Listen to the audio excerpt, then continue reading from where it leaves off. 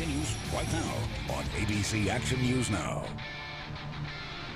All right, greetings from week 4 of The Plank. John Sabol here alongside Tampa Bay Times Bucs beat reporter Greg Auman, our in-studio guest host in for Tom Corn this week. You're watching The Plank presented by Jeep. We're just getting started here in our second segment. Remember, we want to hear from you, the Bucs fans. A lot going on with your football team this week.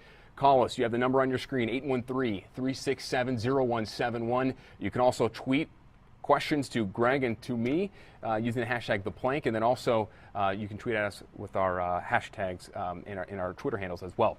It's that point in the program now where we want to bring in our Steelers insight to this big game coming up here on Sunday, and we welcome in Andrew Stockey, the sports director at WTAE TV in Pittsburgh, Pennsylvania. Andrew, we've been covering the Steelers a long time. Andrew, how you doing? I'm doing great, guys. Thanks for having me tonight. Well, there's a lot going on this week. Andrew, you and I spoke yesterday a little bit about the issues with the Buccaneers and then with the Steelers. We got the injury report today regarding who's playing, who's out, who's limited, who's been upgraded, yada, yada, yada. Well, let's hear the Steelers side because let's just be honest. The Bucs aren't the only team in the NFL that has some major defensive problems. I agree. I mean, the Steelers right now are missing 3 starters. Ike Taylor broke his forearm in Carolina. And, of course, all these injuries happened in the second half in Carolina this past week. Ryan Shazier, the #1 draft pick, the linebacker, he's out with an ankle injury. And then you've got Jarvis Jones, last year's #1. He's out with a wrist injury. He's going to be out at least 8 weeks. So, defensively, this team got hit. As Dick LeBeau said today to the media, he said, look, we're missing a quarter of our defense, and we understand that. But this is a Steeler team. Their mantra is next man up. The standard is the standard. And somehow they feel they have a way to fill those holes. One of the guys you'll see on Sunday is Arthur Moats, a linebacker. He came from the Buffalo Bills, played well in the second half against Carolina.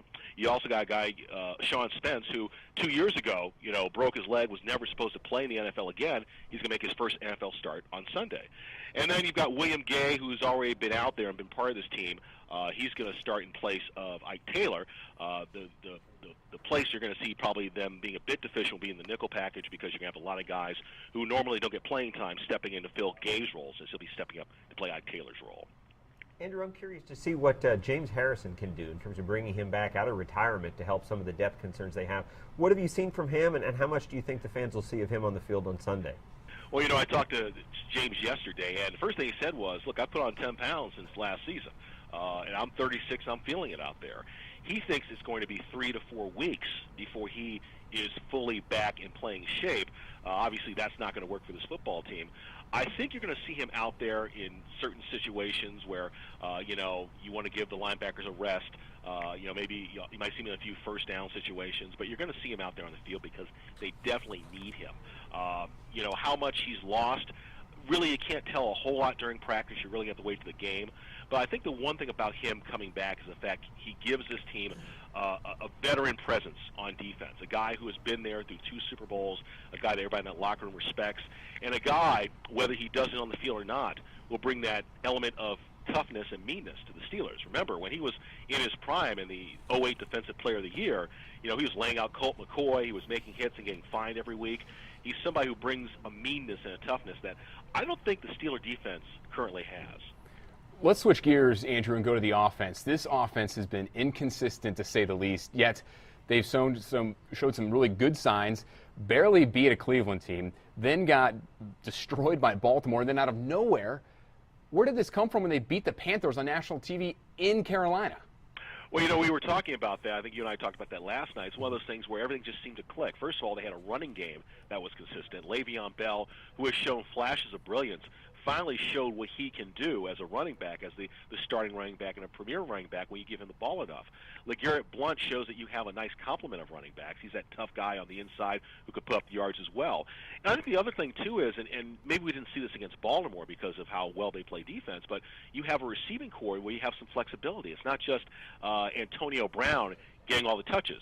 Marcus Wheaton, who they drafted last year, is finally beginning to show signs of that deep threat talent that they've been looking for. You got Justin Brown in there, Heath Miller. You've got a really deep receiving core. It's just a matter of them putting all the pieces together. And as Ben Roethlisberger has talked about, sometimes it's a work in progress, and it takes a few weeks before things start to gel. I'd like to think what we saw in Carolina is what we're going to see down the stretch, but you just never know. But they showed that when everything is clicking, and that's a pretty good Carolina defense. They were ranked number 1 in the league last year, I believe. They can do some things offensively. Of course, we know them really well. Yeah. Andrew, that 81-yard run that Le'Veon Bell had against Carolina was the longest run by any Steelers player in 44 years. How much of his success this season did you see coming? He obviously had shown flashes as a rookie last year. He did. I didn't think he would be this good this soon. The way he runs, he tends to go to the hole, dance a little bit to pick his hole, and then take off. And as you guys know, that's not what most coaches encourage. But that's his style. And I think he had to finally just get comfortable with being in the National Football League, going through an entire season, going through the 16-game schedule. He came back. He was in just a little bit better shape to handle the grind this year. And I think the other thing, too, is he realizes that with LeGarrette Blount back there as well, he doesn't have to be the guy. I mean, he can, he can have these big games, but they're not depending on him to carry the ball, 20-plus times a game. So everything's kind of come together for him. We'll see as the season goes on if he can avoid that wall that comes later in the season.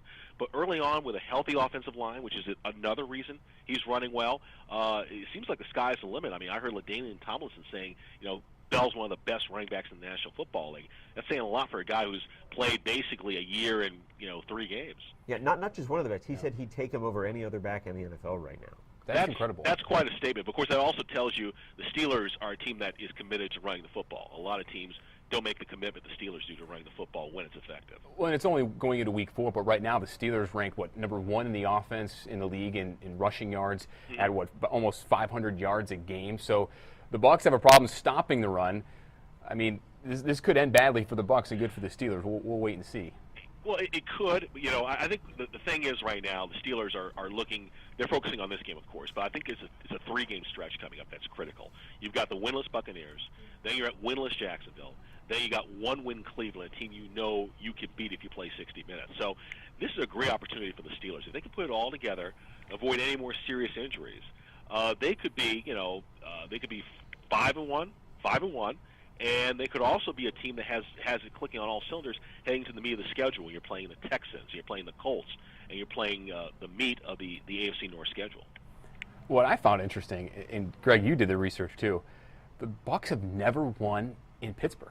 Yeah, 1-8 all-time in the all-time series, and they've never won in Pittsburgh. There's not many places they haven't won it, but Pittsburgh is certainly one of them. Lovie Smith's only been there once as a head coach. He lost when he was there, so it'd be a first for him as well. Last time he went to Pittsburgh, 2005, Pittsburgh ran the ball 46 times in the game, won 21-9 in the snow behind Jerome Bettis. It seems like they've embraced the run as much as they have really since he's been there now, looking at how many times they're running the ball right now. You talk about that game. I remember that playoff game. Not playoff, it's a regular season game, but that was the start of the run the Steelers made to get to Super Bowl 40. They had to win all 4 games, and then had to win all those playoff games to get to the Super Bowl. And it started with that game against a pretty good Bears defense, as I remember. This is a town that, as much as Todd Haley likes the hurry-up offense and they like to spread out and throw it, it's the run game that's always defined the Steelers. And when the Steelers run the ball effectively, they win football games. The question is, can the two coexist? Can they be this team that runs a spread, throws the ball, yet run the ball effectively? And they showed last week they can. And I think as the season goes on, if the running game continues to perform the way it did last week, you might see a little bit more balance. And I think that's something that's been missing the last couple of years. Andrew, speaking of balance, one name that I was going to ask about that Bucs fans know all too well from his Saints days is Lance Moore, who signed there with Pittsburgh. Have you surprised you they haven't used him more, and do you expect to see more of him on Sunday? I think we're going to see more of him. I think what happened was obviously he missed the first game due to injury. And he's somebody who, when they acquired him in the offseason, there was a lot of excitement about him in the slot. I think you will see more of him in this particular week. I think it's just a matter of him, finally getting healthy and finally having the opportunity to play. But there was an awful lot of excitement about him. In fact, it's funny. When he came here, we found out he was actually the college roommate of the Steelers' backup quarterback, Bruce Gradkowski. How about that? Oh. Yeah, and so he was so excited to be here and be a part of Steeler football. And I'm excited to see him finally have that breakout performance where we get to see exactly what he can do. Well, Andrew, thanks so much for taking the time. This game scares me for the Buccaneers. It could go in so many ways. It's like the Falcons game, so we'll have to wait and see. But thanks so much for taking your time, and I'm sure we'll be connecting with you down the road again. Hey, don't be scared because we thought Cleveland was a cakewalk after the first half. That's true. We're a little nervous, too, here. Thanks, Andrew. Take care. Thanks a lot. That was Andrew Stockey from WTAE, our sister station in Pittsburgh. He's brought up a lot of good points, but before we recap what he said, let's go to the phones right now. We have a caller, Mike from Tampa. Mike, welcome to The Plank presented by Jeep. You have a question. Well, I was just kind of wondering, after what we saw last week, and your reporter out of Pittsburgh hit it really hard. What do we do with the kind of defense we were playing last week against Atlanta, and you look at Le'Veon Bell and the opportunities they have to grind it out and make that move? I'm just wondering, what do we got that's different this week? I mean, what is going to be, in your guys' minds, the difference maker for the Bucs if they should? Last year I remember they almost pulled off that win against the Seahawks, and they just seemed to rise to the occasion. Could we expect something like that this week? And if so, how would it be against Pittsburgh's running game? Well, first off, you're going to have Gerald McCoy. All indications right now is saying that he is back. So, Greg, go ahead and tackle that one. Yeah, I think it starts there. Just having better people on the defensive line is where they're going to start having a chance against a running game like that. Not only with Gerald McCoy, today the Bucs had Michael Johnson out at practice for the first time this week. He would be another big help for that run game. He's a guy who's not only a pass rusher, but a good defender against the run. He's been limited by an ankle injury, only played 6 snaps last week against Atlanta. If they can get him back out there, not for every snap, obviously, but just to get him back for a majority of the game, that would be a big help just because they don't have a lot of depth at defensive end. So when you ask for ways that they might be better against the run on Sunday, I'll start with Gerald McCoy, and Lovie Smith will hope that he can have Mike Johnson with him as well. And there's only so much you can do with your broken hand, but we'll wait and see. Well, that wraps up our second segment here on The Plank. Remember, we want to hear more from you guys, the fans, 813-367-0171. We're going to pose one question for you guys before we head into the break. How confident are you that Marcus Arroyo's play calling will get better this week? Connect with Greg Auman and I using the hashtag The Plank. Call us. We want to hear from you. We have more on The Plank coming up.